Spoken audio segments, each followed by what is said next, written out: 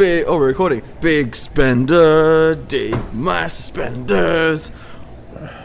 What's up, everybody? Welcome to.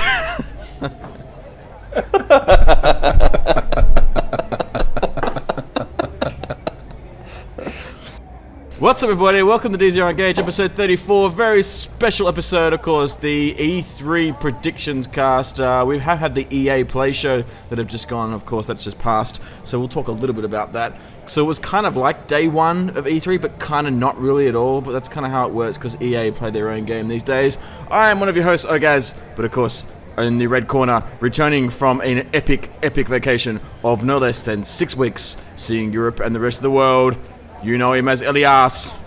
Elias. Hello. Hello, boys. I'm back. It's very exciting. I've missed this. I've been, I've been gallivanting around the world, and every time I think I want to talk about games, I burden my wife, and she's like, Elias, shut up. I can't wait till we get back to Sydney so you can call your stupid nerd friends and talk to them once a week about video games. You're actually in transit, like just podcasting, just to yourself. Yeah, basically, I should have recorded them and sent them through to you, so you could just append each episode with them. Nah, man, it's been great. It's been kind of fun to not look at game hype for a while. It makes me realize, I think if all the game hype went away, I don't think I'd miss it. I'd miss the gaming, but I wouldn't miss the hype. I wouldn't miss all the the reveals and the leaks and all that shit that is our bread and butter on this show. I don't think I'd miss it, but I would definitely miss games and talking about games. I like how he says that on the eve of E3. It's like, I would miss I know. This is so fucking hard. That's just a warning about how I'll be feeling about, the upcoming conferences. Nah. No doubt this vacation was well timed, just in time. Ready for E3 in action. Binary, you of course are as normal and as effervescent as always. I'm a bit fragged and fragile today, so I'll get to that shortly. But you, sir, how are you? Oh, me, sir, is good, sir. No. Is this a thing now? Does Binary do a Jar Jar Binks impersonation every episode? Oh. Is that what he does? I'm just disappointed it wasn't the Rise of the Gungans in the EA Let's Play, but you saw me, sir. Yeah, I'm good. Yeah, very good. What have we been doing? Oh fuck, I've just been trying to get back to a normal life at work. Playing some games and pissing off the wife. Juggling gaming with the little one. She's turning into a little bit of a gaming addict at the moment, so I've had to limit her Windows time. She wants to upgrade her PC now, so she can start playing. Now, because I'm doing these Let's Plays with her. So we're working through. I was trying to be friendly, right? So I wasn't going to start chucking her at 8-bit games, right? So we're doing the Rare Replay on Xbox.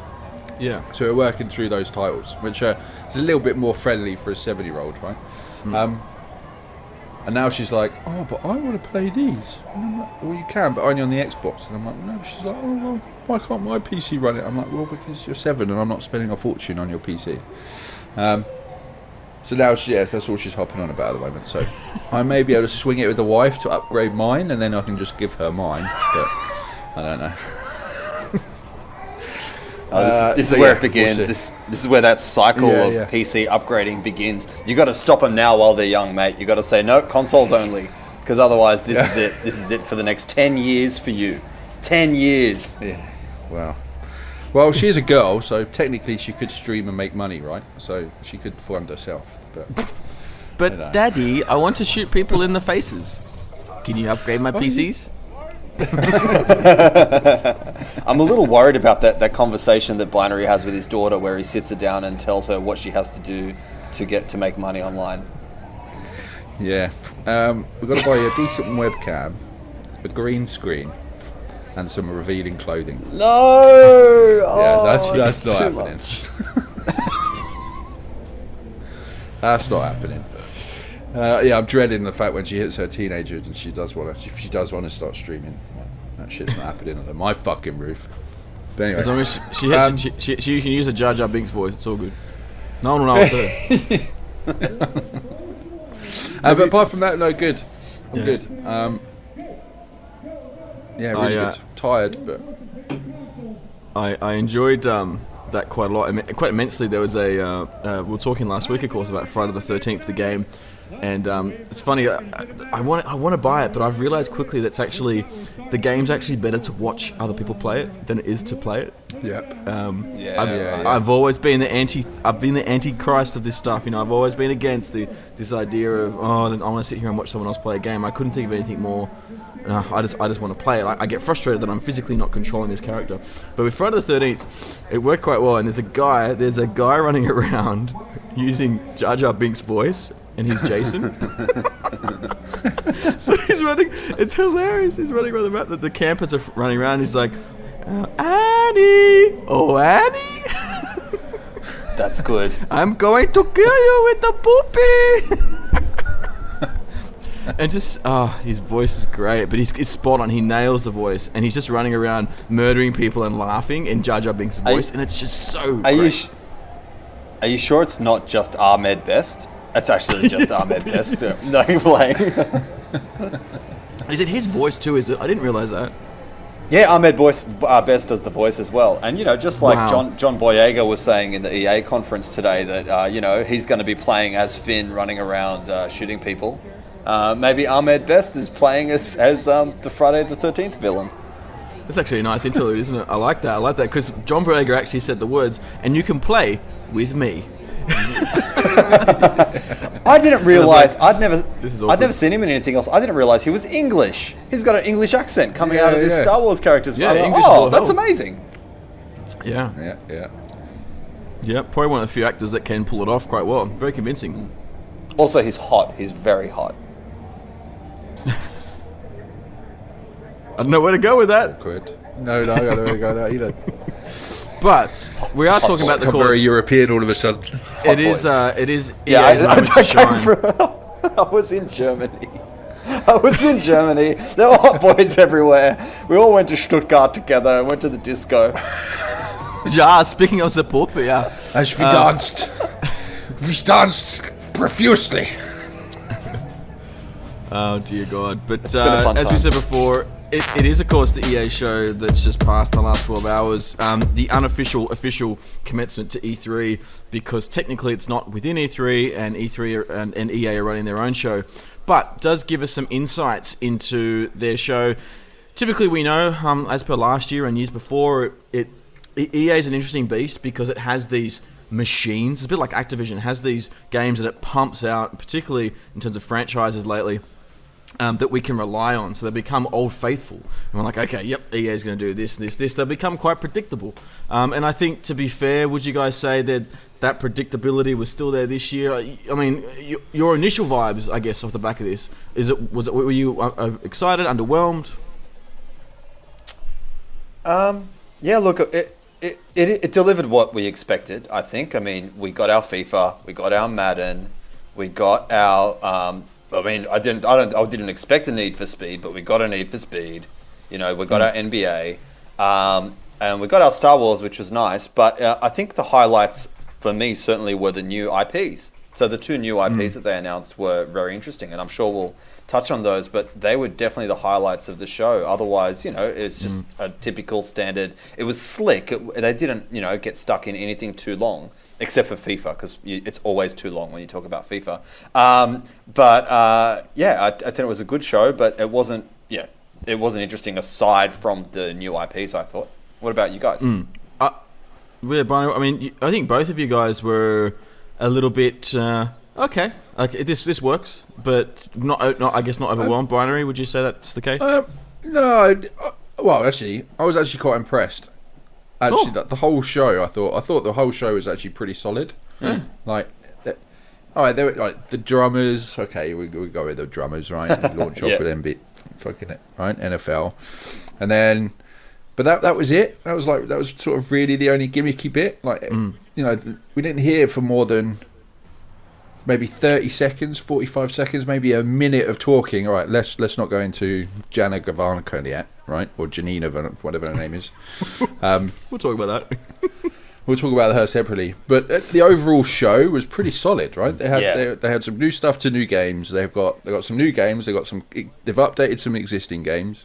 Graphics are looking good. They mentioned Scorpio, right? They mentioned they've got shit for Scorpio. Yeah, that was interesting. You know, it's like they sort of gave everything very concise and to the point. So yeah, but it was EA, so it was a bit, you know, you knew everything that was coming. Yeah. It was sports games. It was esports. You knew what was coming. Yeah, but I wasn't let down by it. No, I wasn't pissed off by it at all. I thought I was quite happy with it. Oh yeah, it made me realise that just like maybe most of what EA makes is just not for me. Like from a personal perspective, most of their stuff I find quite uninteresting. But for anyone who's into it, I think they delivered a great conference.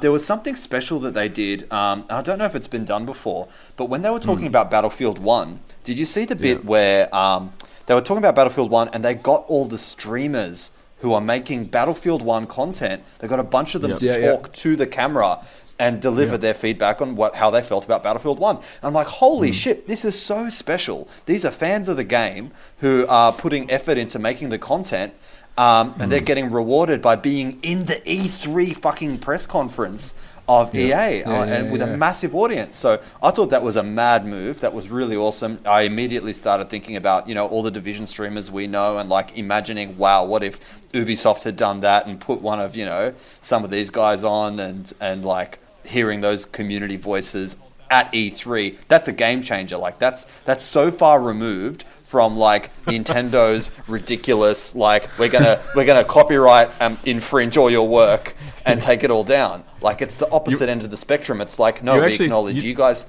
the totally gamers, you are the community, and we're putting you in E3. You totally nailed it, man, because that's what they're actually called. They're called the EA Game Changers. That's the program. Oh, really? So that's a game changer. I missed that. Yeah. And like I think that's super smart. Where they fucked it up on the flip side is they got one of the YouTube content creators to talk on stage during the Need for Speed bit. Oh, well, they fucked up the teleprompt, didn't they? Oh man, he was so awkward. It was painful to watch. I felt so sorry for him. He shouldn't be there. He's comfortable in front of his little computer doing his YouTube stuff. Don't let him on the stage. So that's kind of the flip side of that. But a good experiment. You had to try. He could have improved, right? I totally transcribed that. I wrote it down here. This is Jesse Wallen, right? I think so. And yeah, Jesse Wallen was the guy, and this is great. He goes, "What up, guys? Thank you for having me, EA. If you all don't know who I am, my name's Jesse Wallen. I'm a YouTube creator. So I am here to talk about Need for Speed. Payback. If you guys didn't know Need for Speed Payback, it's a great game. But alright, I'll set aside. I'm a YouTube creator. Need for Speed Payback is coming out. I got my boy Marcus, executive producer here. Thank you, Nick, for having me." That's it. It was awkward. And then anytime he said to say something else, he just kind of fumbled on his words. And I felt sorry for the dude. I did feel sorry. Yeah, it's clearly teleprompter related. If he just free rolled it, he probably would have just done a much better job. But yeah. And it just gives you time to kind of look at the details and go, wow, how long did he spend on his hair? That is an impressive hairstyle.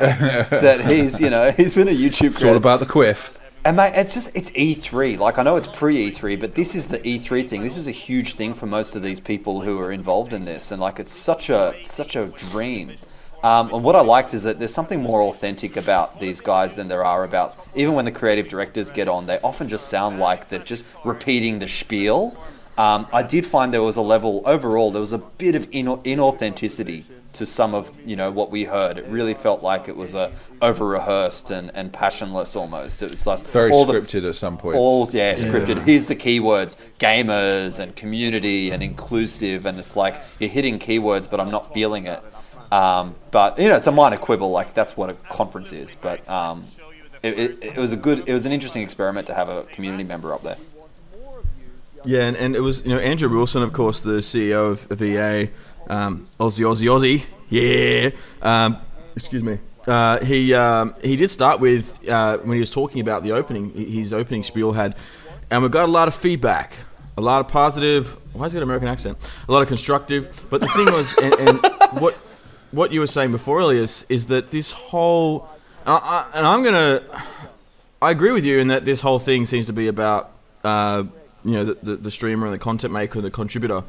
I didn't really like that. And it's funny because I like the content creators. I like watching the content creators. I like what they do for the community. I like how they've shaped games like The Division. And I like how the game changers are obviously helping us with Battlefront and Battlefield. But I just got this sense that all the language was, we heard your feedback. We heard your... It felt like a little bit like BioWare back in the Mass Effect 3 days. We've taken on your feedback, we've heard all the things you have to say, and here's what we're doing to change it. And it's like, I'd rather them look at the data. Like, tell me, like, look at the player data and try and make decisions based off that. But when they kind of keep saying all these things, that we're doing this, and we're hearing all this information from streamers that are just like, if you were a content creator and you got access to Battlefront 2, and you were helping them make the game, and you got asked, can you tell us a few things about what's been going on? How could you not be losing your shit? How could you lose your shit? You're playing Battlefront 2. No one else is. Like, I just... something in me finds it inauthentic in that I'd rather hear... Because there was a moment there, actually, if we just sort of skip forward for a moment, there was a section where they were streaming Battlefront, right? And so they had... who were the hosts? I can't remember the girl's name now. Yeah, I kind of tuned out. Justine, or whatever her name was. Right. She goes, she goes, blah, blah, blah, blah, we're doing this, blah, blah, blah, doing that. And there was two content creators. And she goes, and, for a bit of flavour, someone who has actually worked on the game, blah. And she named one of the developers who was next to her. And I'm like, it was almost like he was the guest to their little routine about Battlefront. And I'm like, I want to hear the developer tell me about what's going on with the game. And I just sometimes felt that maybe there's a line where you go too far, I don't know, but I felt like they're going all out, balls out with this player feedback, streamer contribution, content creation, etc. And now it's like, I want to hear what that dev has to say. I don't want to hear what these two people have to say about some sideline commentary about what's going on the screen. Tell me about the features. Tell me about the engine. Tell me about what are the transition changes from Battlefront 1 to Battlefront 2. Why should I be excited about this, as opposed to running commentary about who's shooting who in the face right now? I totally get your point, Gaz. I'm just not sure I agree. And I think it's because the games that they did that to, right, were games were Battlefield, which we should mention, when Andrew Wilson was talking about hearing feedback, it was explicitly about the Star Wars battle, what's it called? Battlegrounds? Battlefront. It was explicitly about Star Wars Battlefront, which there was mixed reaction to when that came out, whereas Battlefield 1 was just like everyone loved it. So he he was being selective when he talked about feedback. But also like these are games of service now. Like that's kind of what they've become. It's about these ongoing live games of service, and the center of these is not a narrative being told. It's it's what games are being created out there in the wild. And so putting that emphasis back on the player and those people who are creating content kind of makes sense. I mean, I agree with you that it can go too far, but I think they actually chose the right spots to do it. I'm kind of sick about. I'm at the point where I am sick of hearing developers talk about this stuff because who knows what to believe, right? Like, we've experienced Peter Molyneux. We've experienced the promises of No More Man's Reggie. Sky. No more Reggie for you, Elias. Yeah, Reggie. I think the other area is that developers aren't that great at PR delivery. Like, they are not very good at selling their own product. Yeah, some aren't. Yeah. And Justine, I don't know who the fuck or whatever her fucking name was. I just declare or whatever. Golden Boy, however, I've seen Golden Boy on a few times. Right, he's not our Golden Boy, but he's a different Golden Boy. I've seen him on a few, and he's done a few. He's actually really good. He's good. But he was a little bit undershadowed by this Justine girl or whoever, and I didn't connect with her at all. I wasn't very keen on her, but. I don't know if any of you got kids and you've watched iCarly, right? it's just like the same girl that you just want to punch in the face over and over again because she's like really annoying. That's pretty much what she was. Well, maybe that's appealing to like a younger female audience as well. So I don't know. Absolutely, maybe so. Oh, for sure. I like the whole format. I think it was cool having a bunch of YouTube content creators. I thought it was quite cool having a bunch of streamers. I like that. I think it's the first time they've ever done it. So being the first time they've ever done it, I think they struck a home run with it. I don't think it was completely butchered. I think it was what I'm hoping is that will set the pace for how the other conferences will go, right? Because I thought it was really interactive. It was very good. It was very to the point. There wasn't all this fluff. There wasn't people in mascot suits. There wasn't it was nothing but literally gamers, games, and people talking about games and then watching games, which is exactly what you want from a conference, right? You don't want to hear the corporate spiel about their corporate direction or corporate diversity and equality and what their revenues and what they're planning in the next quarter, right? E3 is about gamers, and I think EA actually struck home really well. Cool. I thought it was good. It's funny. I swear when you guys watched it this morning or whenever you saw it last, you were both kind of like, nah, and I was like, this is awesome. And I was expecting you to come today and go, oh, that was so crap. And I was like, I actually really enjoyed it. But you really enjoyed it, you fuckers. Thanks for It wasn't bad. No, it's not exciting. It's not exciting. And the two things that I am excited about, I don't know if you want to talk about them now, are the two new IPs, which I think look really fucking cool. Or should we just give it... especially when you can play in a couch. Yeah, I'm looking forward to Well, playing can I, in a just couch. before you do, the one thing that, just to talk about how they shaped the content. Like I think there's probably somewhere in the middle. I think what you said before, Elias, makes sense. There's probably some point there, but maybe I think I might have got rubbed the wrong way with old mate Jesse Wellen. Like that, he really threw me. But the other thing that really threw me was in the Battlefield 1 segment. Obviously, they showed some amazing stuff there. They talked about there's more than 20 million players out there. They talked about the new maps that are coming. We've got Neville Knights and Predator, which are a massive network of trenches. So if you were looking for a frustrating game event, I think Battlefield 1 in the trenches, where it probably would have, where most of World War 1 was, that's going to be an interesting DLC. They named the Russian DLC, the In the Name of the Tsar, which looks awesome. That looked like as awesome as the other campaigns. Russian army, the Russian cavalry, Lupkal Pass. There's a map that they've announced for that, which I think will be available at E3 for demoing. But in the same demo, they had a streamer come up, and so he goes, I've made so many friends here. I love it. It's such a community. Like, it sounded like someone from DZR talking about Division, Like, I was like, it really rang home. Then the very next cut, the next streamer's like, boom! Yeah, I did it. I killed them all. And it's like from an airplane. I was like, whoa.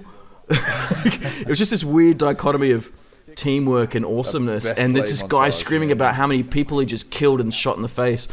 So maybe it was just that, like I guess having those side by side kind of just put me in an odd spot, and I was like, whoa, this is weird now. Like, if a developer was doing it, they wouldn't be saying stuff like that. But then the developer gets on and he goes, he disabled a moving truck with a grenade whilst jumping off a horse. Incredible. So to be fair, he was as awkward. Sounded as so the streamer disingenuous, right? Yeah, exactly. So I can get, you see both sides of that point. Like, he was just as awkward, if not more, than probably the streamer was. So. Yeah. Well, maybe it's good for us. Maybe it's good for us to go like almost game by game, actually, because there really weren't that many games that they went through. And we could just give super quick impressions. Like, we've got a question in the community.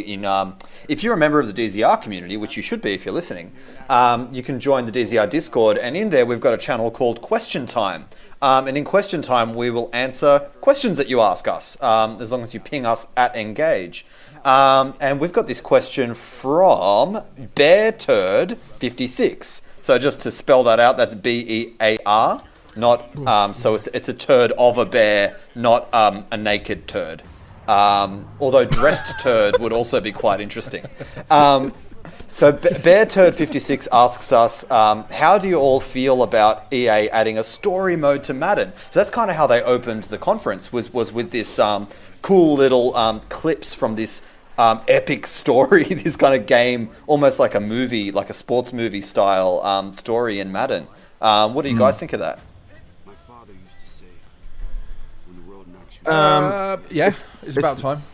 Yeah. I think, like, Binary, you said this at last E3. He was like, Binary, we were talking about bringing in the character story. I think our question was, Brian, I think you said last time was, I can't believe this hasn't happened sooner. Like, it seems like a no-brainer. Where's the campaign story in a sports game been? Yeah. No, I think it was.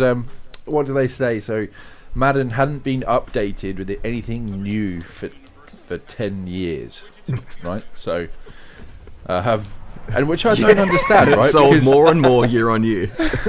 Yeah, which I don't understand because what isn't like American football, like NFL, like one of the biggest sports in one of the biggest countries in the world, but yet it's the game that they haven't touched effectively in 10 years. I don't know if that's. I mean, I haven't bought it for the last 2 years, but animations has been a big improvement in the last 5 years. Bigger, yeah. The game animations, because remember they went to, of course, the Frostbite engine, which is just forget about. Well, let's not talk about Frostbite and animations, Mass Effect, but in NFL. They nailed the animation system with their stuff there. But anyway, you're right though. In terms of content additions, not much, right? Yeah. No. The actual gameplay's obviously changed over time, but in terms of content and what you're actually offering, it's been a surprise. So it's a nice addition to see that they're adding a campaign story to it. Because to be honest, I haven't played Madden in 4 or 5 years, but I will probably play it now just to do that campaign. Yeah. Like, I wish, I mean, back in the days, in the 90s and stuff, there were so few games that we had to choose from. And, when you got a game, it was your only game. And I used to play a lot of NBA. I have no interest in sports at all. I used to play a lot of NBA, like NBA Jam or NBA Live. I can't remember what it was.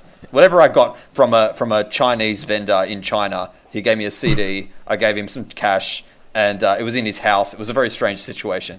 And I played that game for ages. NBA Live would have been like isometric. NBA Jam would have been flat 2D plane. That might help you. Oh man, I don't remember. It was something 96. It was something 96. Yeah, that would have been an isometric EA Live 96. Anyway, if that stuff had a story mode, I would have loved it. And like, I was wishing for a story mode back then. So I have no interest in sports games, but story modes would, if there was nothing else to play, I'd get a sports game with a story mode. But fortunately, there's other shit to play now. It's not the mid 90s anymore. I can afford more than one game. But yeah, I think it looks cool. I think it looks really cool. And it's really, if someone like Binary who hasn't played a Madden game in 5 years is suddenly interested again, they've succeeded, and they've invested well. Yep, looks something special. I don't know if I'll buy. I used to buy Madden every year. I have this habit of buying Madden at the Super Bowl. I just get so hyped up. I'm watching because I watch the quarters and the semis, and that's when I just get hyped up for NFL. And then I usually trade in the old for the new. But by that stage, the old game is worth like $1. So I do it wrong. I should trade it much sooner, but obviously that's not how my brain works. But so Madden 18's got the story mode. That's the man edition. And they next progressed to Need for Speed, Elias. Did you take a look at the trailer? I kind of lost my shit a little bit because it was very, Fast and Furious and whatnot. We knew this was coming. We knew it was a bit Fast and Furious because the trailer had already been out for Need for Speed already. But I don't know if there seemed to be a lot of break moments in the game that they showed in the demo. So as in racing scenarios, but then constant breakage of the game where it would go to a cinematic event for about 3 seconds, then it'd be more driving, and it was clearly it was the same race. It wasn't like there was any edits or cuts to this film, and then the whole point of that mission, I think, was to take out 3 or 4 cars to get to a semi-trailer, and there was cinematic moments like every 5 seconds. Yeah, I mean, to me that's not appealing. Like, that's not what I used to enjoy about Need for Speed games. And the last couple I've just not had any interest in. after looking at them. And I don't, Need for Speeds, they're generally pretty fun games back in the day. But this doesn't compel me. And to be honest, because I was so amused by the guy who kept stuffing up his teleprompter stuff, when the gameplay footage came on, I was just like, yeah, this is less interesting than what just happened. So I just kind of tuned out a bit. So I don't have much more to say about the Need for Speed. Yeah, to his credit, I think I was like, oh, who is this guy? And I looked him up, and he's got like 10 million followers. So I was like, oh, okay, he's obviously he's very good at what he does. So I should be careful before I start labeling people, because of course the teleprompter was probably the issue. But Binary, we both had a genuine love for Forza Horizon 3, and this game does bring some feel to that wild ride. Obviously, there's a bit more scripting going on. Are you looking forward to that part of the game? Is that something that's... I was a big fan of Need for Speed back in when it was like, PlayStation 2, PlayStation 3, like Need for Speed Underground. And yeah. They don't. So it looks like they've gone grassroots with it. Okay. I'm just waiting for like Vin Diesel to come up in one of the cutscenes. Really, that's literally all I'm waiting for, or maybe a montage to Paul Walker. I don't know. It looks okay. They're still going with the Mustang GT, and at least they didn't have the skyline on the front cover this time. It looks good. Neons and the fluffy dice. It looks okay. I don't think my hype levels are that high for it, to be honest. Like, yeah, it's hard. Just looks like, it's damn hard to get hype for some of these. And traditionally, racing games have been such a good demonstration of how sexy graphics and fidelity can be. But now they all look so damn good. It's like another racing game that looks awesome. Yeah, like Horizon looks better than most racing games, and you're like, well, it's more fun to be this crazy robot dinosaur killing hero than it is to drive a car. I can do that in my real life. So they've got a long way to go. I think they've realised that it's going from world, right? But I think it looks like they're going to have a lot more narrative to this one than they have in previous ones. Yeah, which I think is the only direction you can go with something like this, which is where the comparison to Fast and Furious comes from. Yeah. But look, the last racing game I played that tried to put a narrative in it was one of the worst games I ever played. The Crew. It was just like, it was bad. You can't connect with these people when you're just driving a car. It's not a compelling way to tell a story. Well, you've got to be the Crew 2 tomorrow at UB. You've got to be a car head, I think. You know what I mean? Like, there's a bunch of people like Horizon, even Grand Theft Auto. There are crews that roll together in these driving environments. And if you're a car head, and you're into cars and driving around, and you have 7 other people that are like-minded, like, it's a pretty niche thing. But I've seen it. If you jump on YouTube, there's plenty of guys that create these lobbies. You kind of, I like watching them. And I'm like, I kind of think, I wish I was in this lobby. But yeah, it's hard to replicate, isn't it, Elias? Because you're not engaged, you're not shooting something or strategically planning, taking down an enemy. You're just driving on a road. The dynamic's different. Yeah. But again, I shouldn't. People should take any of my criticisms with a grain of salt, because, like I said, like, EA don't make the kind of games that I, Need for Speed's not my kind of game. So yeah. Well, the fact that you bought the Crew, is testament to the fact that there was a curiosity there, which I always found that was when you bought that, I was like, really? You bought the Crew? Wow. Like, I wanted to expect that. So. What the Crew offered was like, hey, you can drive from New York to LA. And I'm like, all my life, I've wanted to fucking drive from New York to LA. Like, that sounds like the best. That would be a great road trip. And if I can do that in a video game, that's awesome. Don't give me this muddy, ugly piece of shit with fucking satellite towers and blocking my progress with horrible story, badly written, badly acted. Have I mentioned that I don't like the Crew? No. Go on. You know what though? Sorry. The thing I think to sort of wrap up on Need for Speed, though, I think what I think that EA have done here, they are very good, and I think they've smashed it with this. I think they will. They've created the everyman's racer.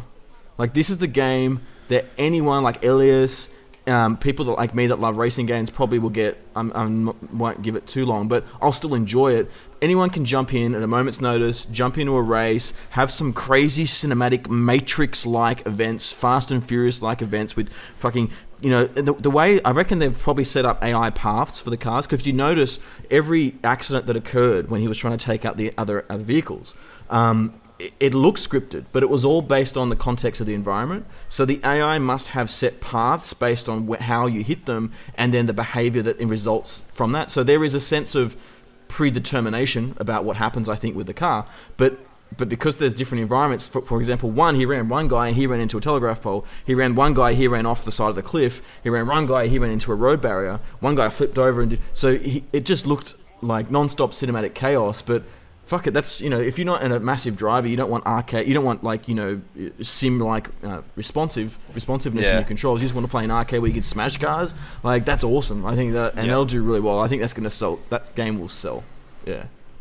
Cinematics get tiresome, right? Yeah. Like, it doesn't. A good cinematic does not make up for average gameplay. So I guess it's a wait and see situation with that. See how it pans out.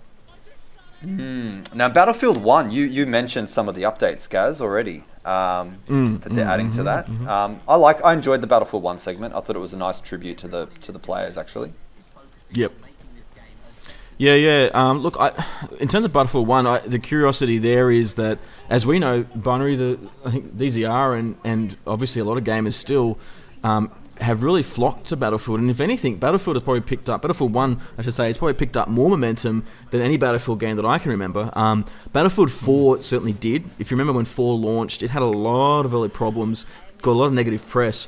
They fixed it, some would argue they didn't, but they tried to fix it as best they could from that release, and that game gained a lot of momentum. Battlefield 4, and by the end of it, people loved Battlefield 4. And now, this time, Battlefield 1 was great out of the gate, and this is the first big content drop. Are you excited? Will you go back? Are you going to still join the crews? I'm still online? playing. I love Battlefield. Yeah. I think it's great. I've been following the Russian DLC for a while now, waiting for it to actually get us for a date. So, I think so many people like Battlefield.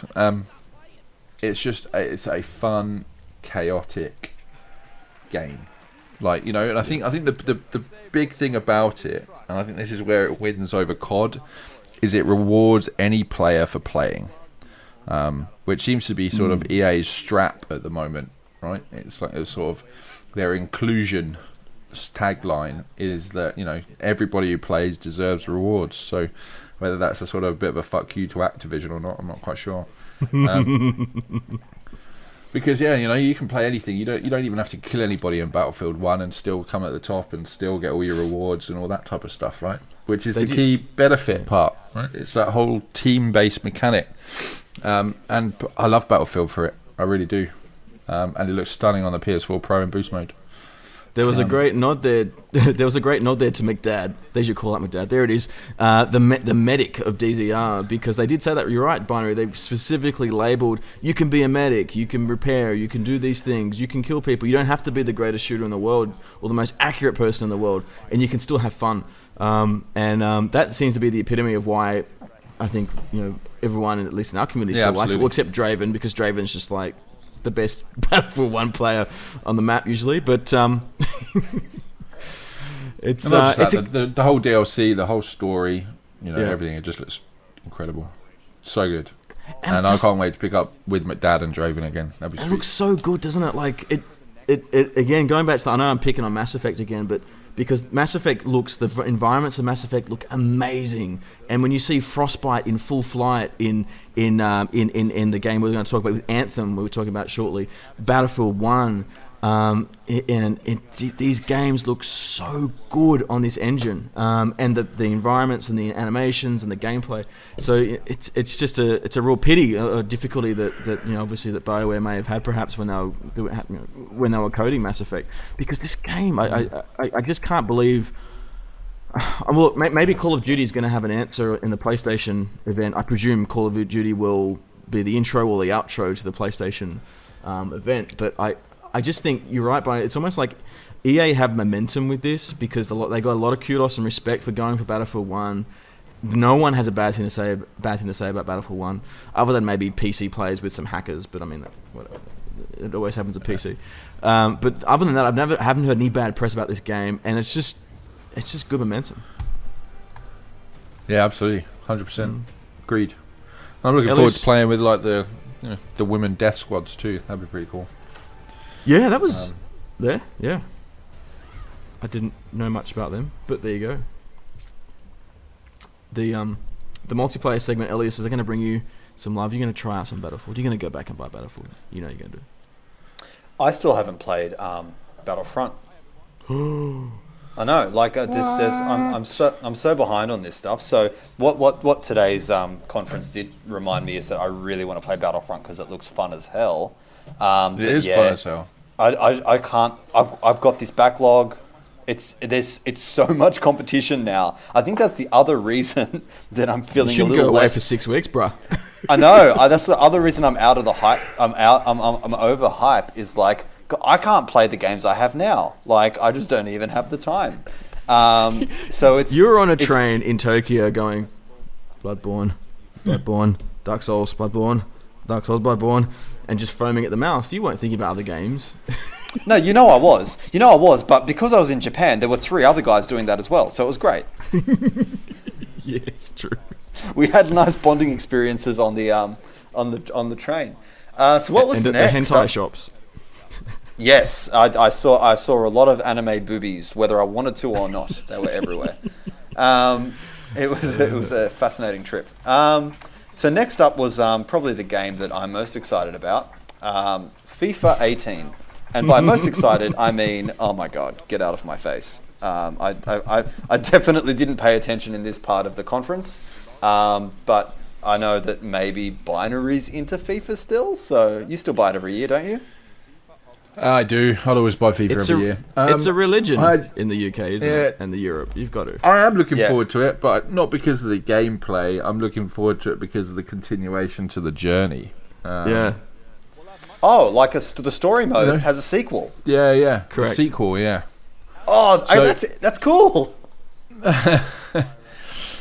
So it's slightly clever, right? Because then if you didn't play 17... right, some people they skip years, right? Because the game's really good for a couple of years. It's not you don't need to buy it every year. But however, now they've put this story mode in, and they are making it, linear in the fact that you got 1 season 2, season 3. It's slightly clever because if you didn't play 17, then you've sort of got to play 17 to play 18 now, right?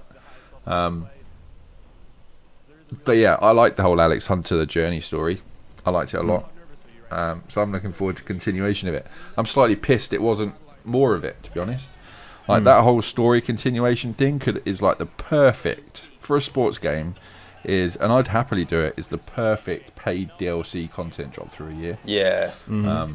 But then they can't charge you full price for the next game. No, but you can. If you do the next game, then it's a different story, a different character or whatever. But I'm not sure they don't put enough narrative into that story, especially in 17, to warrant me waiting a whole year. Yes, but that's the EA model, right? Like they have to put out a different FIFA every year. They got to put out a new FIFA every year, and they can't be doing like major content drops. And still put out a game every year. If you think about it's probably like maybe 7 months, maybe 8 months if you count the release and launch. They wouldn't have very long to work on this game. Crazy. Yeah. But actually, and to your point, Elias Spiner was saying before when he's talking about this, the story mode from Madden, you can kind of see this is where the influences started last year. So they started this story with Hunter, and the cool thing was that it sounds like, I mean, I'd never played it, but Binary, it sounds like they had some good moments, but they underdelivered a little bit. This is maybe their chance to go back to Hunter as the player that you know the great story from the grassroots, from the suburban, young Hunter growing up in the suburbs, kicking a football against the concrete brick wall with no money, growing up, making it big. Yeah, it's the cliche. It's lovely, but it works, for the game. But in this case, they had a 2-minute video, and they've got, again, correct me if I'm wrong, Brian, or you can probably talk to this better, but it looks like they had real players, and they had people in the industry, people in the game, managers, sponsors, I think, and they talked about Hunter as if he was like this real phenomenon. And I love, again, I talked before about how I liked how developers can get that opportunity. I like the messages. That was one example where I like this. This is on point. This is something that a streamer couldn't do, because they had just had the money behind it, and they created this big, massive campaign for Hunter. And it's like, at the end of it, what are you going to choose? What's your choice? Boom, drop the mic. And it's, it's hyped up, cool. And it's nonsense and silly, but I like it. Yeah. Like, may not buy FIFA, but it makes me think about it. Yeah, no, I like it. I'm looking forward to the continuation. I really am. Nice. I liked Hunter as a character. It was very cool. Okay. All right, well, it's good. You got attached to him. You're going to get attached to Star Wars. Oh, what was next, actually? Was it... Oh, no, it wasn't. I think it was Star A Way Out. It was No Way Out. Elias, you really like this game. No, it's called A Way Out, I think. Was it called? It was A Way Out. A Way Out. A Way Out. Yeah. So, right away I got excited. So what this is actually not, this is studio. This is a thing that EA do called, I've written it down, EA Originals. And they're kind of like partnering up with a separate studio. So I can't remember the name of this Swiss studio. I didn't write that down. Bad note taking, Elias. Okay. I think it was Hazelight, yeah. Yep. But anyway, they're the guys that made a game that Hazelight, I think is fantastic called Brothers: A Tale of Two Sons. Terrible name, fantastic game. And it's a really interesting game in that it takes, I won't go into it too much, it's basically a puzzle platformer, but it takes the idea of having a unique control scheme to actually make you feel what the game wants you to feel, and it does it very cleverly. I'd actually say that it has a unique hook in it that I haven't seen done in another game. So as soon as I heard that it was the same creative director, I'm like, okay, whatever he makes, I'm playing, because they make very interesting decisions. And the other thing that's really interesting about Brothers is that there's no dialogue. It's all like Sims style voices. You can't understand what's happening. So they tell everything through the visuals and through the controls. The game that they showed off today is a game called A Way Out, which seems to be a prison break game, where you play two guys who want to get out of prison, and then what happens when they get out. It's different to Brothers in that, there's dialogue, which scares me because video games tend to have shit dialogue. But it's also 100% co-op, so you have to play it with other people. You can play it online, but they recommend that you play it on the couch. Now, the game looks really cool because it's completely narrative based, and I don't think I've seen a game that has so many different systems and it can be completely narrative based, be completely co-op. So it looks very promising, but it could also be a disaster. I'm sorry to ramble so much. You could do this online. They said you could do it online, but they said the preference was the couch. Yeah, that's right. Split screen. Yeah, which is and even when you he had a bit of a. Even when you play it online, it's split screen. If you moment to everyone else, like when he said, like right, like the industry doesn't do, right? and like even when you play online, it's still split screen. So split screen is a mechanic in the game that's very important. And so that's just so different. So I think it sounds really original. Sounds really cool. I'm hoping my ideal, and maybe it's not most people's ideal, I hope this is a short experience. I hope this is like a 3 to 6 hour game that you could potentially do in one sitting with a friend. Because otherwise it's just too ambitious. I just don't think that it'll nail it. But I thought it looked great. It's the thing that I'm most excited about out of this conference because it's the most unique thing. And we didn't hear enough about Anthem, which we'll talk about next. What did you guys think? I liked it a lot. We haven't had a decent co-op game come out for a while. I like the idea of actually having a mate over for once. And just grabbing a couple of beers and going through it. I think my only trouble is how curated the whole experience is. And if you are so independent but you're on the same screen, what happens if you obviously there are points where you need to intersect and your screen becomes one, and you have certain cutscenes and all that type of stuff. So it's going to be interesting as what permutations players create to break it. Yep. Because I think it's going to be linear as hell. Or what the tolerances are in that, right? Whether it's not going to let you go further because your mate's a little bit stuck behind, right? So, and whether that's going to take you out of the game.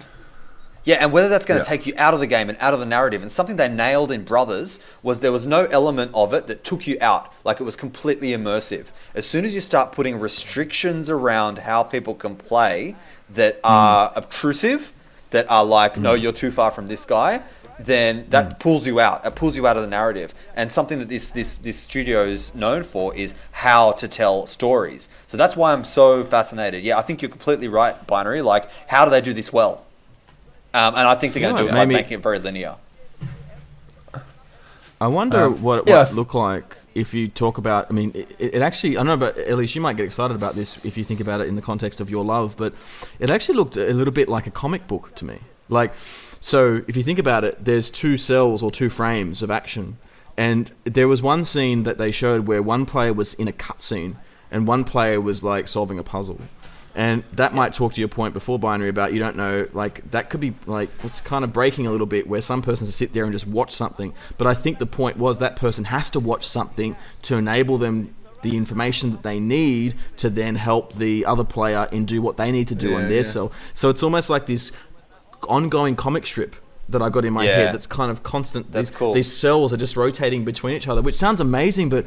good God, that could break. Like, or not just, it could, if it's not done right or something goes wrong, it's got to be controlled. That you, if you got 2 controllers, the ideal situation is to be you both got headsets on, so you both have 2 different audio tracks, right? Nah, no way. That's what I'm assuming. Nope, it's split screen. It's one set of speakers, 100%. You wouldn't otherwise. They wouldn't do the split screen style stuff. Like, because if they were going for you're not going to have headphones you guys on the couch having together. separate experiences, they would have had separate screens. would. So, yeah, it's like that's a cool idea, Binary. But what was that? Brian's like, I don't want to hear this guy. I want headphones. Fuck him. Yeah, I know. Well, don't invite your friend over. But anyway, as long as I'm most worried about the writing, I'm most worried that they're actually not going to tell a good story, and that's what's going to let it down. Because they are a Swedish company. Wow, how racist! How racist of you! How dare you, sir? Yeah, but the localization could be a problem. Who knows? But you know what I did love? He was passionate. I loved him. Oh, he was awesome, and I didn't write the right level of arrogance. He's the head. Yeah. He was the head, and he goes.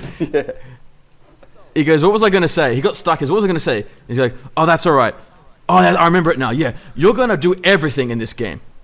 And he goes, well, not everything, but you're going to do lots of things. And it was just cute enough to be obviously proud, but not, as you say, Ellie, it's not just the right level of arrogance there. And and then he goes, I'm telling you guys, this game, it's going to kick ass. It's going to kick ass. Yeah, that was so good. Yeah.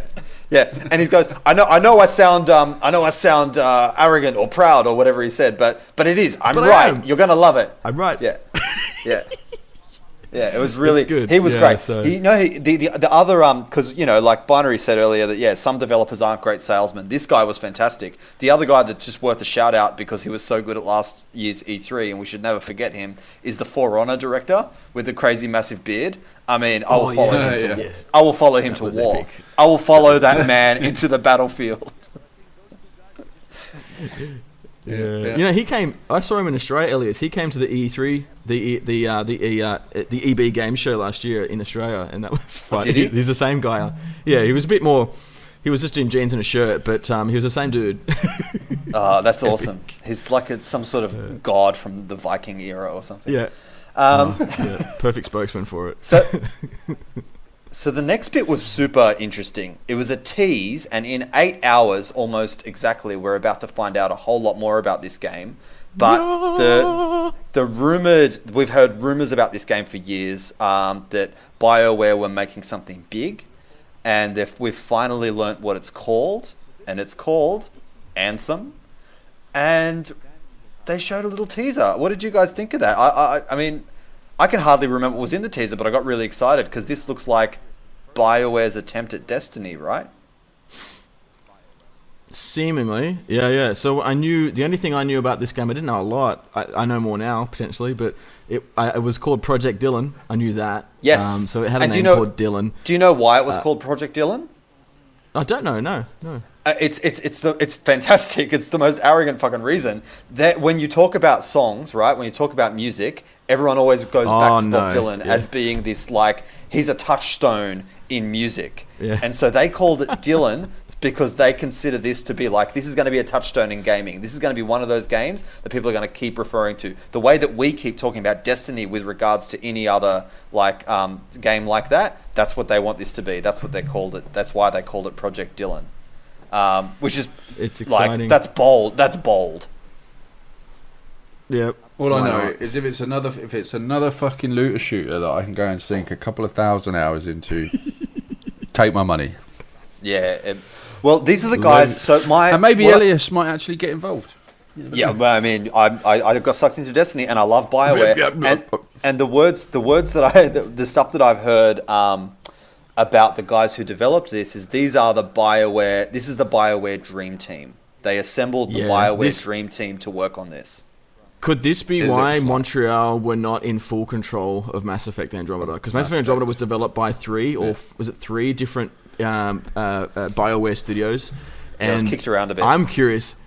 Yeah, I'm sort of jumping topics here, but I'm curious whether that might be a contributor to this, whereas the key staff and the key head in Montreal have been busy on Anthem, man. They've been working their butts off to get this, whatever this is, conceptualized and built. They've been working on it since at least the development of Dragon Age Inquisition. So during Dragon Age Inquisition, they were in pre-production on this, and then I think a lot of the key people off Dragon Age Inquisition moved over to Dylan. How many years ago is that? This is a big project. How many years? 3? 3, 4? 3. Must be touching on 4 years now, right? Yeah, and it's probably been in production for a bit longer. So it's going to be fascinating. So it's going to be an epic. There wasn't a lot in the teaser. There was mention to the wall. It had a very Game of Thrones feel, like the wall, almost like winter is coming, as in there is something beyond the wall that we don't know about, and whoever goes and ventures into the wall. So we could presume maybe the wall in this case is this metaphoric, for the Division players for a moment, this metaphoric dark zone where when you cross that boundary, that's when it's it's every man for himself. I don't know. There wasn't a lot to that. I'm speaking to a few people who are E3, and the rumours are that it is literally it's going to have a lot of similarities to Destiny, and it's going to have a lot of similarities to the Division. Yeah. Which basically says to me, fucking just take my money. That's what I'm going to say. But apart from the fact that, but the interesting thing for me is that it slightly pissed me off that they even mentioned it in this conference. Yeah. Considering all they did was show us a 46-second trailer, and then said you're just gonna have to watch. You're gonna have to watch the Xbox box. Yeah, it's beautiful. Microsoft fan service though. It's beautiful. Which just basically says to me, Xbox exclusive for Scorpio. Right. That's what that says to me. Right. No, it's a Scorpio game. Exclusive? Right? No. No, exclusive. Exclusive to Xbox. Maybe. Right. So they'll have exclusives, i.e. Destiny gets PlayStation. Destiny gets PlayStation. I hear. And we're gonna get this. Sure. Okay. As long as it's not a platform exclusive. I don't know. I think it's gonna be too. EA don't do platform exclusives, right? Yeah. They don't do it. But I think there must be some exclusivity, and they must be hyped enough to be able to be happy enough to hold off on what could be their biggest IP to only speak 45 seconds of it. And give the rest. Hold it off to Microsoft. Yeah, you're right. Because PS4 got their fingers around Battlefront, right? Like there's PS4 branding all over Battlefront. Everything. Yeah. They're on everything. Yeah. So but that's not been Phil Spencer's strategy. Has never been to do this. Like in there's interviews I've listened to with Phil. No, it's not. He's always been about trying to champion new IP and new features and new things that make Xbox a differentiation. But he's spoken against specifically because he's been asked about, guys, why don't you do more partnerships? Because Sony has you guys to the balls to the wall. And I know, for example, I had a look at there's another game that's been announced during this week that we may have time to talk about. If not, we don't. But Strange Brigade. And I just had a quick look at the YouTube hits on Strange Brigade's trailer.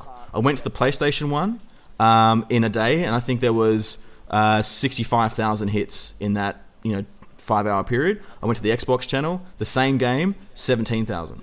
Like, so they just have this draw card and numbers, and it's funny that Phil Spencer's always been vehemently against this, but this could be the diamond that maybe the Microsoft show in 8 hours time from now. Is this going to be the one they end on? Is this the Halo of this year for them? Yeah, know? It's more like the Destiny probably, right? It's like PS4 and Destiny went hand in hand. Maybe Anthem and Xbox go hand in hand. What will be great is maybe if they say, look, our PC and our Microsoft communities can play together. Sorry, our Xbox and our PC communities can play together. That could be interesting. That could be a game changer for which platform you choose to play that game on. And that would be a big FU to Destiny 2, because we know that those are going to be separate games for each platform.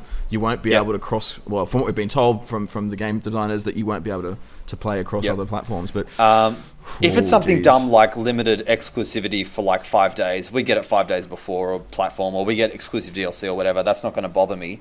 But and as you know, I don't have an Xbox. But yeah, if it's something more substantial, like hey, there's a wider player base on the Microsoft platforms, on Windows and on Xbox, that's epic. Because it's BioWare, there's just a slight shift in topic. Just because it's BioWare, I'm more excited to a degree than I would be about a Destiny, because Destiny's like the story, right? It's BioWare. It's gonna be story led. It's gonna have good writing, good performances, because they nail that. You want Bungie's gunplay with BioWare's story, please. Can't those two companies just have sex together? Please procreate and make a little BioWare Bungie baby and put it in my lap and let me play with my Xbox friends from my PS4, and then I don't need to play any other games ever again. Wow.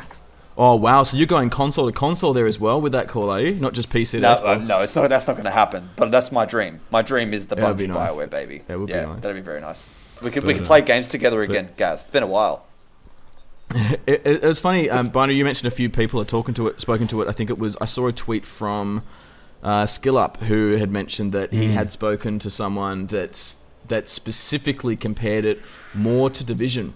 Now that's obviously just, who don't give credence to that necessarily, but I guess from a DZR gaming point of view, you guys out there, obviously we're all hyped for Destiny 2 coming in September. This game's not going to hit till March, even beyond March 2018, so I'd say mid next year at the earliest that we're going to see any action, but that could be a good time for its release, and it could be some hype for the type of game that we tend to like to.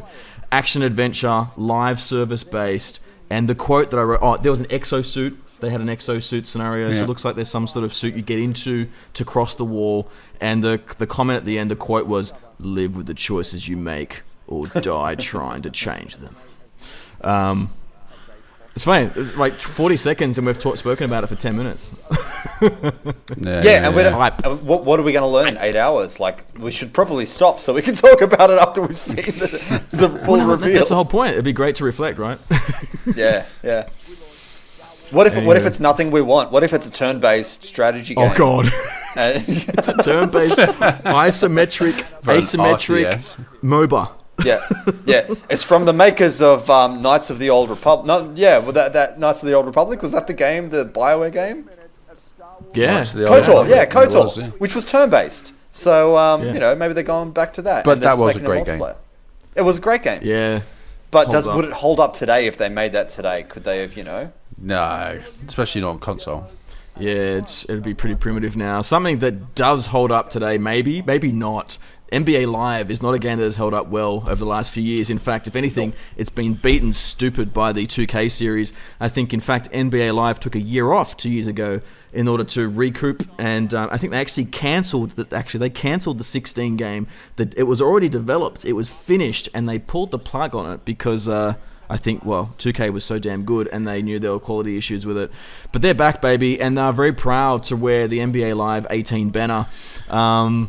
I don't know, I'm not sure NBA if I'll buy this, but the thing that I did like, that I was excited about, was that they've brought back a game that I used to play a lot, when it came out, and same with NFL, was Street. So NFL Street was a great street-based football game, and it was fun. The lads used to play it a lot earlier here and there.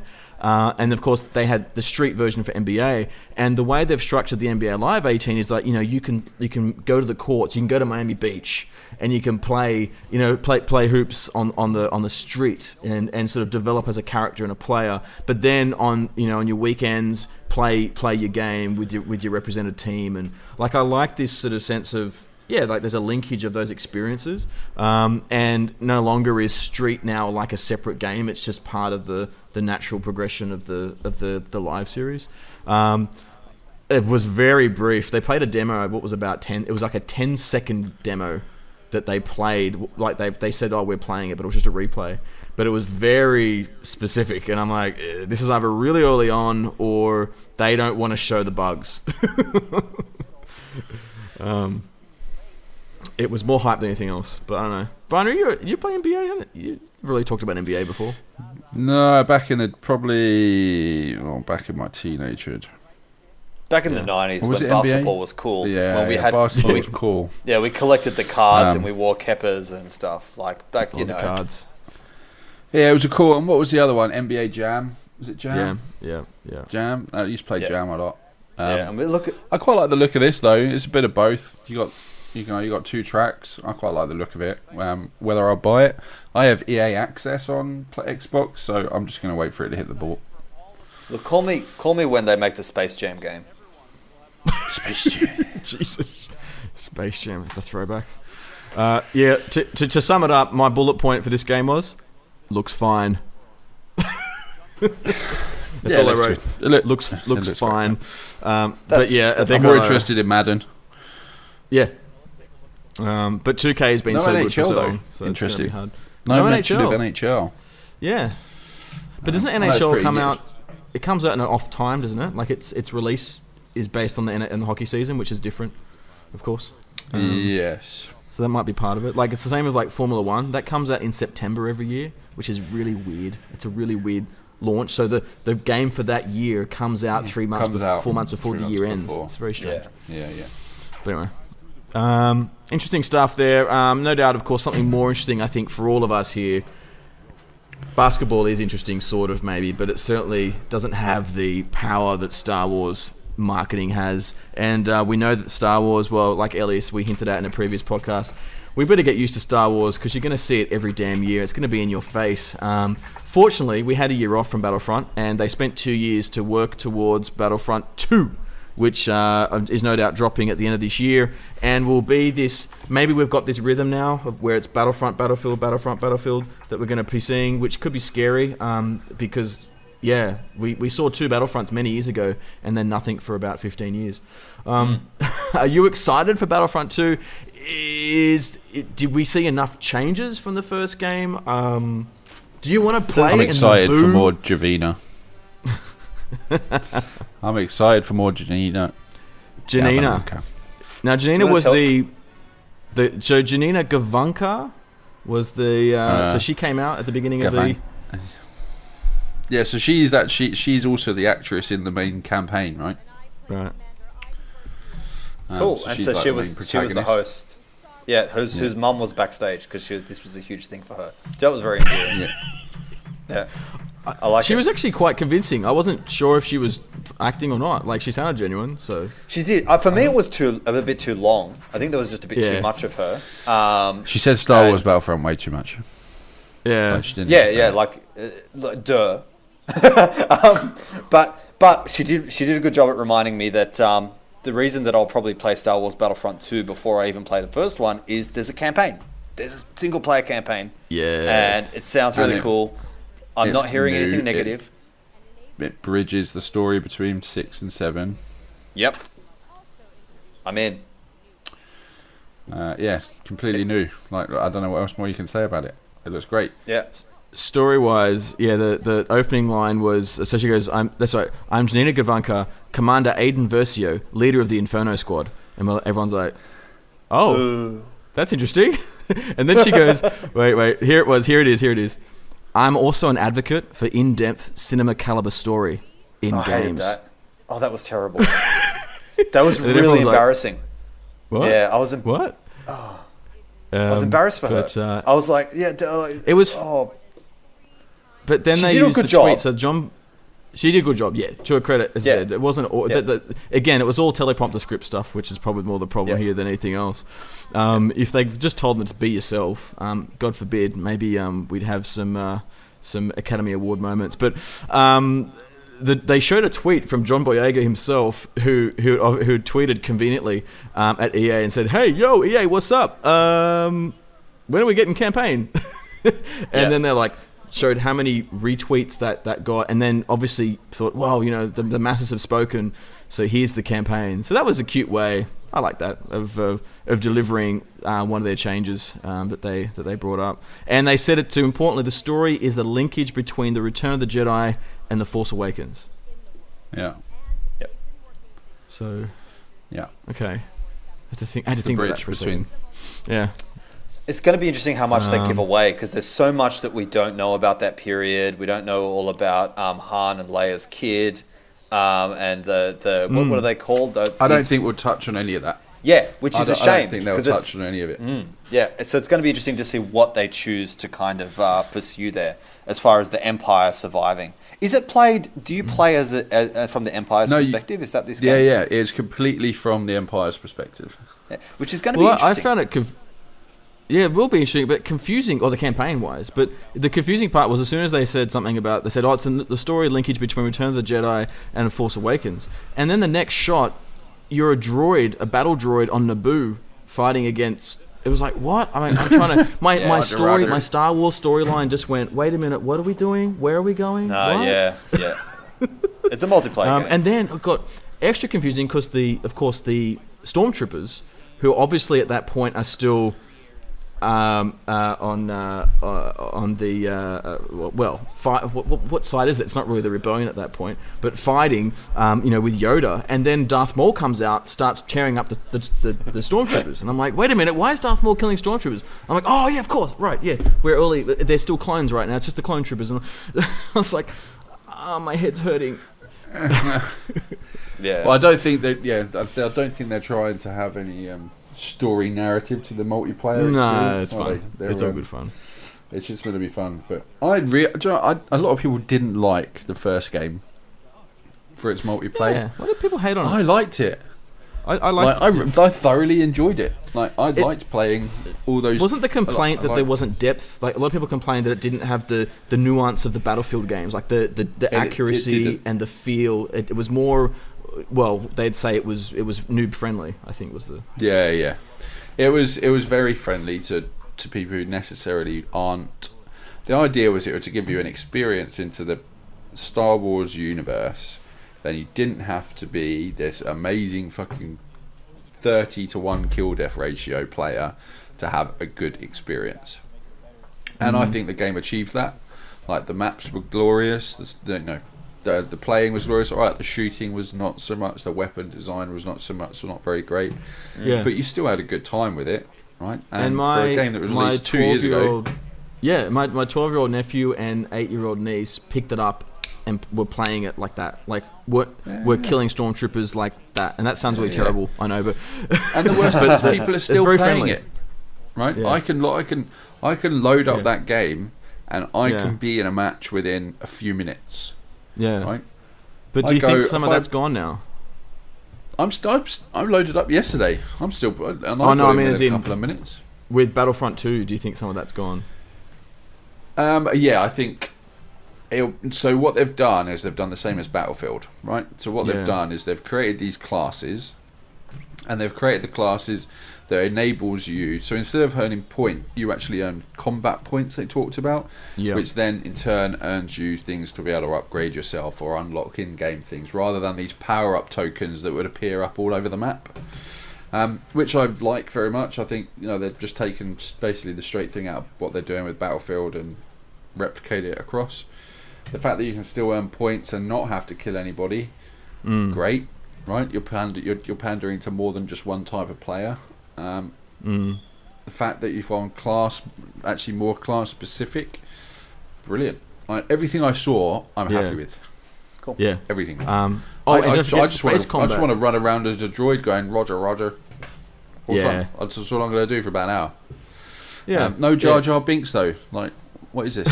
why no Jar Jar? Oh, surely he'll be a DLC character. I would happily pay for a Jar Jar Binks character just so I could roll up on someone, kill them, and then go. Yeah, he wouldn't have to shoot anybody. His weapon is just going up and talking to people. No, you'd just see him floundering everywhere, and like fucking Gungan balls would be flying all over the place, and he'd just be randomly blowing up everything. He's a great motivator. There's killers, there's medics, and there's motivators. That's the new class. Yeah. But I don't get it, right? But the whole thing is that whole map was Naboo, right? So the Gungans have got to be involved at some point. It did look amazing, didn't it? Like, wow. It looks stunning. To its credit, like I've always been a bit about Naboo because of its, obviously its associations with Episode 1 and all that kind of stuff. But put that aside for a moment. Oh, Naboo. Is it Queen Amidala or Queen Amidala? Yeah. So the reason that I reckon I've never played Battlefront is because it didn't have a story. Because this next one has a story, I reckon I'm in. Like, I love single player campaigns. But it did make me disappointed that this game that we know is in development, Visceral. Visceral, and Amy Hennig is working on it from Uncharted. Thank you. Didn't get a mention. It got mentioned last year's E3, but not this. Yep. So there's two things that could happen. Either they're just holding off on it until it's ready to release and they'll announce it next year. Or they canned it. No, they didn't can it. No way. No way that's going to happen. But it could be revealed at Sony. That's another potential. Or Xbox. Yeah. Well, yeah. I think it feels like Sony's got like wrapped around the Star Wars stuff, like a little bit. Maybe Xbox, but like they've certainly got Battlefront. Yeah. Yeah. Were you guys just? I guess it raises the question: was there anything that was my disappointment? Was like we didn't hear about the Visceral Star Wars game. Was there anything that you guys were a bit disappointed about that might have been missing from the EA show that you thought you were hoping for?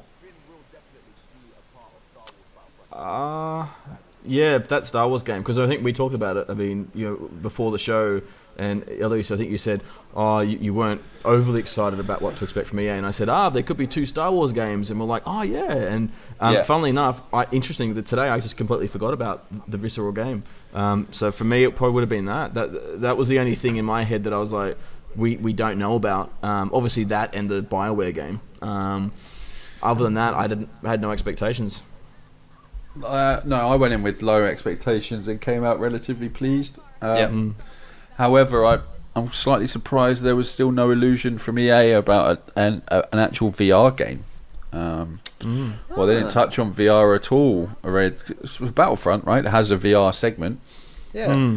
And I'm surprised that they haven't expanded on that.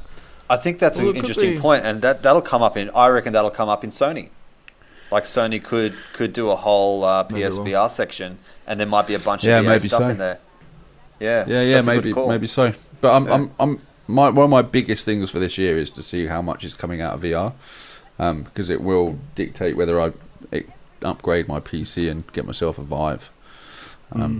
Dependent on this year's E3 really, because I'd like to see a little. I thought there was going to be a bit more VR stuff out of EA, but that's not really their bag. But apart from that, I was very impressed with the whole conference. Last year, I was slagging them off. I was like, "This is fucking shocking."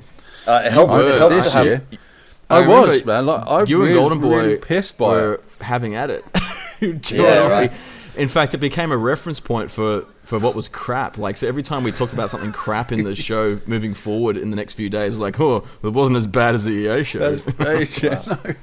But I thought that was a solid 2 hours of delivery.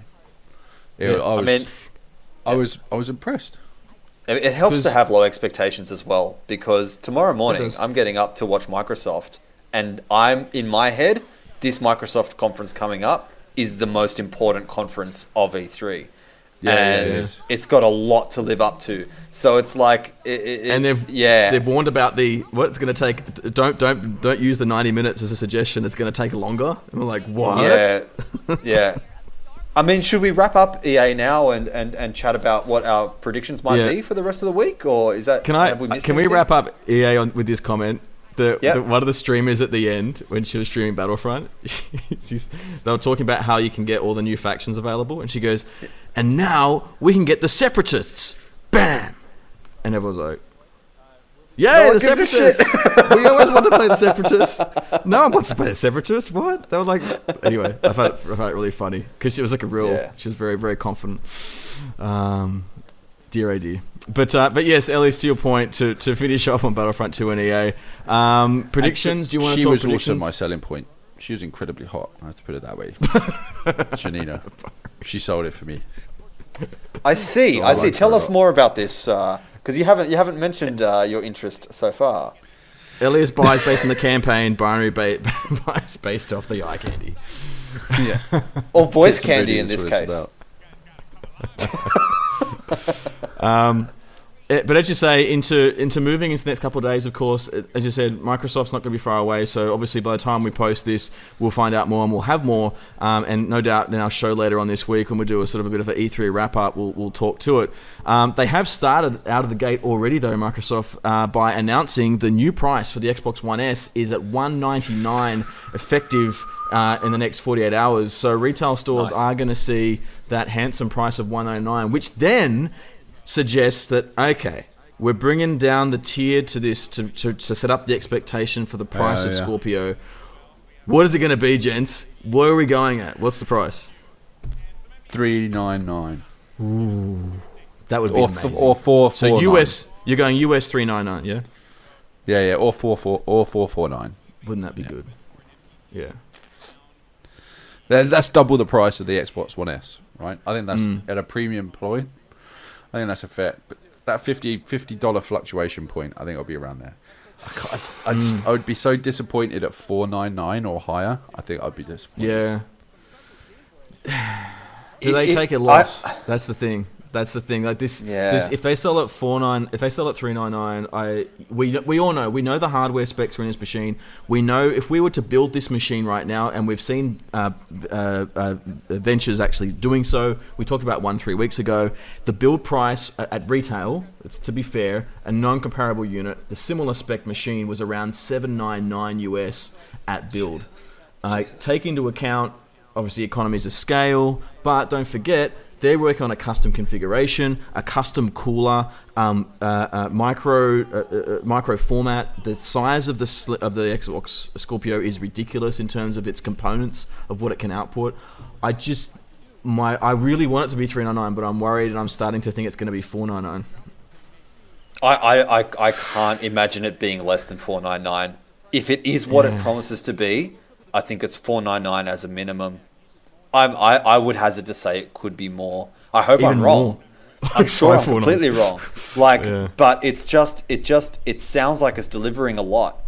And until we've got a full spec breakdown, like we've got good specs on it, we know what it's outputting, but we really don't know a lot of what's custom made in there and what's off the shelf, and so there's still a bit of ambiguity around that. So, yeah. I reckon $499. I reckon $499. Yeah. And maybe $6,000. Chicken dinners are set.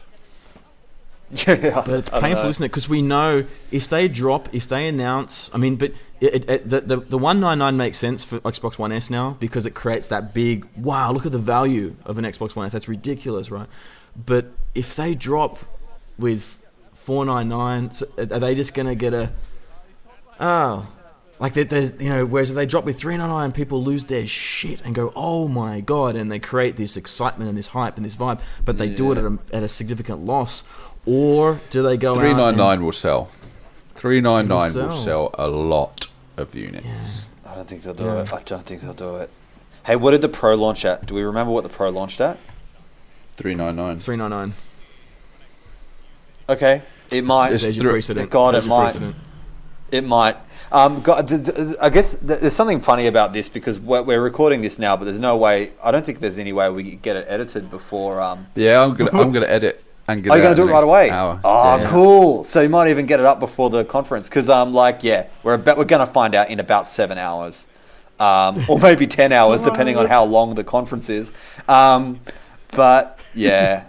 All right. So aside from the price of the Xbox, do you guys have one big bold prediction about Microsoft, about the Microsoft conference?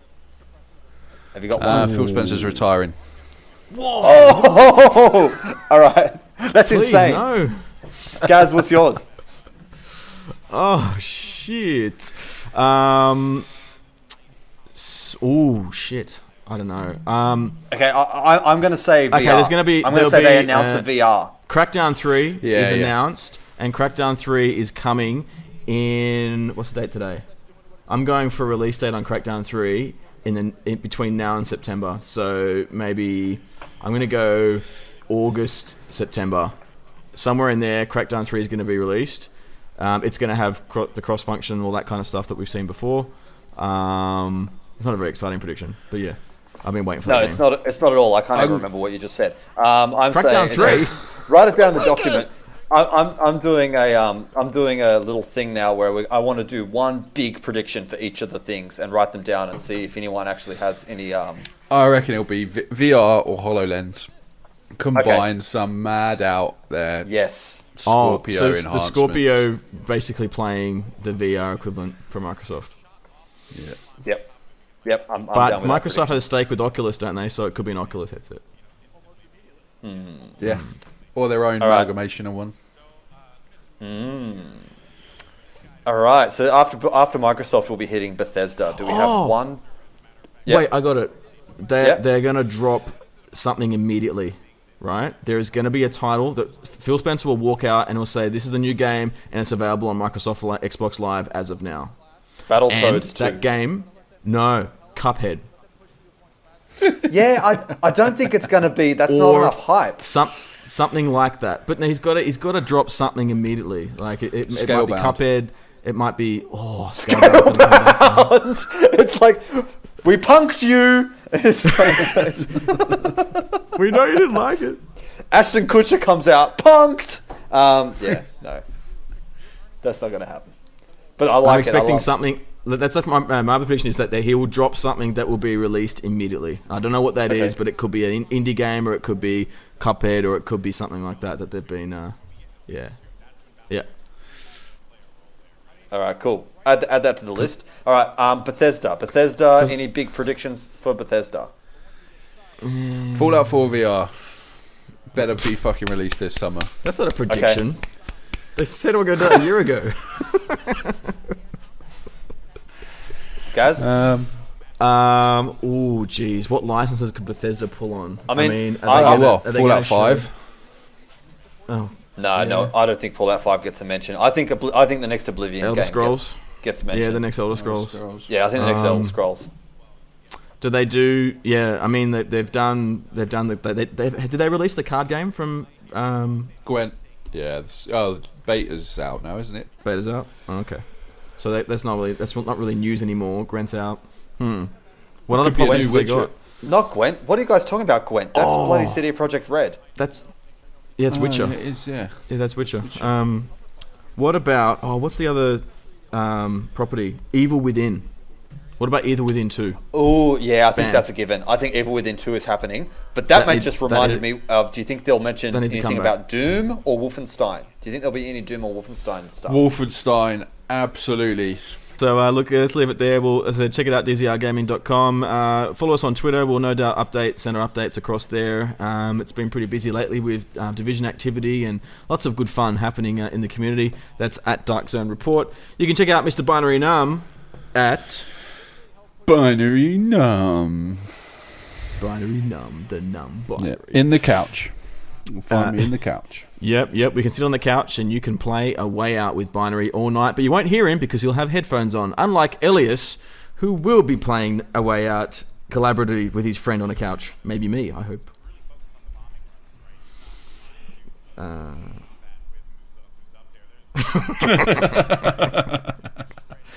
Official hate. John Boyega.